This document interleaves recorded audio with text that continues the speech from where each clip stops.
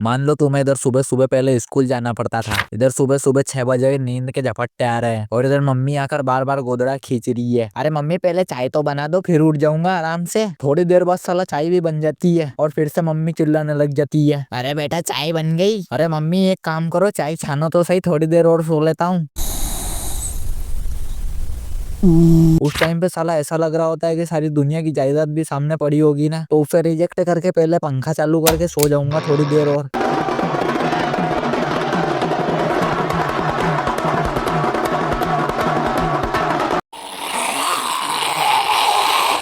और उसके बाद उठने के बाद भी 15 मिनट तक उस बिस्तर को घूरते रहना। अरे यार तू मेरे बस्ते में नहीं आता, नहीं तो तेरे को स्कूल में ही ले जाता। मस्त इधर मैथ्स वाले सर के पीरियड में ओढ़ के बैठ जाता। होमवर्क भी नहीं किया होता तो वो मानने लगते स्टिक से, तो लगती भी नहीं क्योंकि उनको थोड़ी ना पता चलेगा कि स्वेटर के अंदर गोदड़ा घुसेड़ के रखा है मैंने। लो सर दे लो मान लो मान लो। अरे नाच मीटे लग क्यों नहीं रही है तेरे को? कोई बीच में नहीं आएगा आज खबाच्छा तू बोला ना, कोई बीच में नहीं आएगा। मानना बोला ना, मानना। अब न हिलेगा न डुलेगा।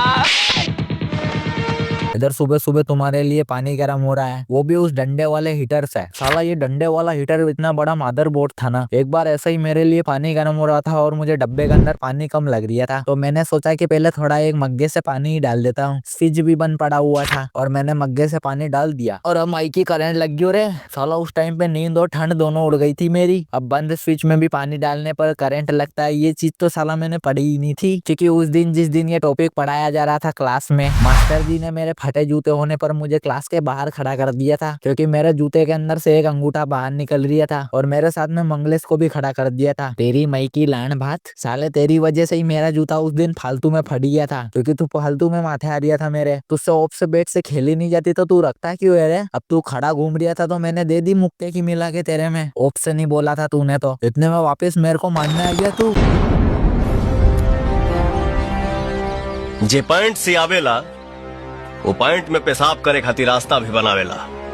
अरे भाई यार ज्यादा लग गई थी मेरे को, इसलिए मारने आया था मैं तो। अरे था लेकिन उस चक्कर में मेरे अलग जूते में छेद हो गया ना। साला 2 महीने पहले ही लाया था मैंने। इधर अगर पहले घर वालों ने स्कूल जाने के लिए जल्दी उठा दिया ना, तो उधर बार बार मन कर रिया होता था कि पैर को फिर से बिस्तर के अंदर घुसेड़ लूं। हाय हाय मजे आ गए यार, असली स्वर्ग तो यहाँ पे है। पैर गर्म हो गए मेरे, इतने में पीछे से घर वाले आ जाते थे। अरे पप्पा जी, वो तो मैं रजाई दूल्हे अंदर रखने जा रही था, पर वो रजाई थोड़ी ज्यादा ही गर्म हो गई, क्योंकि रात भर में सो रिया था ना इसके अंदर। फिर मुझे लगा कि ये ज्यादा गर्म हो गई तो दूसरे बिस्तर ना जला दे, इसलिए इसको ठंडी कर रहा था मैं, और कुछ नहीं बस। बेटे तुम्हारा वो प्रोफेशनल कैमरा कितने का आएगा? इस लैपटॉप के अगेंस्ट आ जाएगा ना? अगर और पैसे लगे तो मांग लेना बेटा। इधर साला बाथरूम में वो पानी देखकर इतनी ज्यादा फट नहीं रही होती थी जितना इस चीज को सोच के फट रही होती थी कि नहाने के बाद जब अंडरवेयर धोने के लिए पानी बचेगा बाल्टी में थोड़ा सा, और मैं अंडरवेयर धो रहा होऊंगा, तो साला जितनी गर्मी उस गर्म पानी से नहाने के बाद मिली होगी वो सारी चली जाएगी। और फिर ठंड इसकी मई की। और ठंड के टाइम पे मम्मी इधर घर की अलमारी में साला स्वेटर नहीं निकाल रही होती थी, क्योंकि अभी तक खोपरे का तेल जमा नहीं था, तो ठंड शुरू ही नहीं हुई अभी तक तो, यानी कि। लेकिन भाई मुझे बता, मेरी वाली बंदी लेटरिंग नहीं करती ना? अबे तू कौन है बे, और कौन है जो लेटरिंग नहीं करता? तेरी वाली भी सुबह सुबह 100 किलो के लेंडे निकालती होगी। वैसे गधे की टट्टी जैसे शकल के तू है कौन रे, मेरी वीडियो बिगाड़ रही है? चल आ जा रे, ये कुछ ज्यादा ही कल्ला पड़ रही है, जानता नहीं मेरे को, बहुत बड़ा आदमी हूँ इनकी मई की। और साला जब मैं कॉलेज में जाता था ना, तो इधर मैं देखता था कि बंदे रोज नई नई स्वेटर पहन रहे। वो बंदा एक दिन नई स्वेटर पहनता था, दूसरे दिन वापस नई पहन के आ जाता था। अरे भाई एक बात बता दे यार, तेरे मामा का क्या होलसेल में स्वेटर का बिजनेस है? रोज की रोज नई स्वेटर पहन के आता है, मेरे को दिला दे यार थोड़ी बहुत।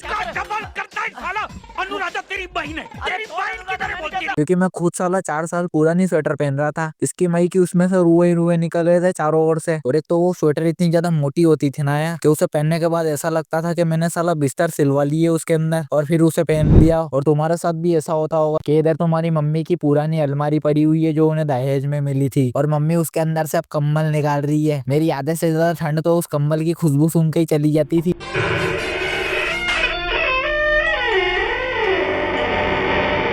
लेकिन पहले ना ठंड के टाइम पे लोंडो को एक और चीज की खुशी होती थी, वो होती थी कि बड़े दिनों की छुट्टी मिल जाती थी और साथ में साला ये क्रिसमस डे भी आ जाता था। मेरे को पता ही नहीं है कि क्रिसमस डे होता क्या था उस टाइम पे। मेरे को सिर्फ उस टाइम पे स्कूल की छुट्टी से मतलब होता था। और एक तो उस टाइम पे ना कार्टून्स ने हमारी एक्सपेक्टेशन इतनी ज्यादा बढ़ा दी थी इस क्रिसमस डे के लिए कि हमें लगता था कि वो लंबे मुंह वाला पेड़ लगाने से सच में वो सेंटा क्लॉज आ जाएगा। ओ जी घंटा मेरा, उसकी जगह रमेश मिस्त्री आ गया दारू पी के, उसके घर के सारे गिलास मग्गे फेंक दिए थे उसने रोड के ऊपर, उसकी बीवी को अलग लपेट दिया था उसने। अबे चल एक क्वार्टर और निकाल, चल पैसे निकाल, आज तो उड़ा दूंगा पूरे हिंदुस्तान को ही खत्म कर दूंगा मैं। पता तो चले रमेश कौन है, रमेश भाई। अरे रमेश भाई, वो आपकी चप्पल की बद्दी टूट गई, उसे सही कर लो।